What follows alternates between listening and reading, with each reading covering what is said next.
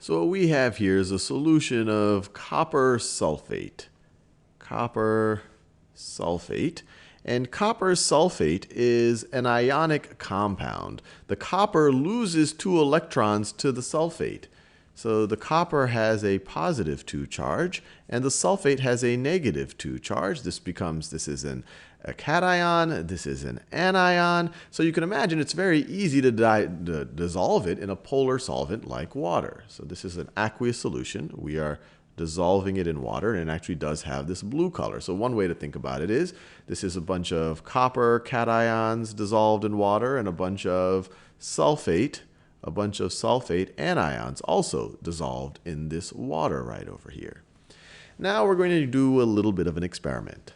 We're going to take some solid zinc, and solid zinc would have this kind of metallic gray color. We're going to take a powder of solid zinc metal and throw it into this solution and think about what is going to happen. So that's solid zinc right over there. So zinc in the solid state plus this inside of this solution of copper sulfate, what do we think is going to happen? And I actually encourage you to pause the video, look at this table of electronegativities, and look at what's going on here. Think about who has the electrons and who might want the electrons, and then think about what you think is going to happen. Well, let's look at the electronegativities right over here. Copper is more electronegative than zinc is. And so if there was a way for copper to take electrons from zinc, it would, especially this copper right over here. These are positively charged coppers. They would love nothing more than to take some electrons and become neutral. And look, there's someone to take those electrons from. And so what you get is a redox reaction, and we'll look at the half reactions in a second.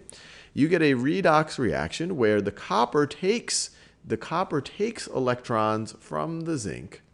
So it becomes solid copper, neutral solid copper, and the zinc loses those electrons to the copper, and so those become zinc cations, or you could think of it as zinc sulfate dissolved in the aqueous solution. So let me write that down. Zinc sulfate, and that has a negative charge still, and it is in an aqueous solution. So what will this actually look like?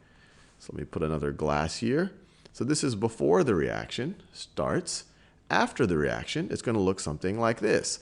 Zinc sulfate is actually a clearish looking liquid. So let me draw that. The liquid will actually become clear. So zinc sulfate is a clearish liquid. Instead of having solid zinc here, now you're going to have solid copper. Now you're going to have solid copper that will have precipitated out of the solution. So that's pretty neat. And just to make sure that we understand it in terms of oxidation and reduction, let's think about the half reactions here. Let's think about the half reactions. So let's think about the half reaction for zinc.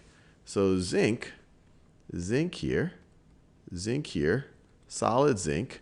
Right over here, it has a neutral oxidation state. It has no charge.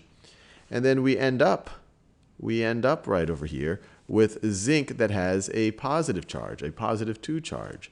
So you get to zinc with a positive 2 charge. So what happened right over here? It lost electrons. It got oxidized. So it lost 2 electrons. The zinc got oxidized. The zinc got oxidized. And then what happened to the copper? Well, the copper started as a cation. So it started in the aqueous solution, and then it gained 2 electrons. Each atom or each ion of copper gained 2 electrons. And then we end up with copper. In the neutral copper in the solid state. So its oxidation number was reduced. It became more negative. So we could say that the copper was reduced. Copper reduced by the zinc oxidized by the copper. And we see that the sulfate, its charge didn't change. And when you're dealing with an actual ionic compound, the oxidation state is its actual charge. It's not hypothetical anymore.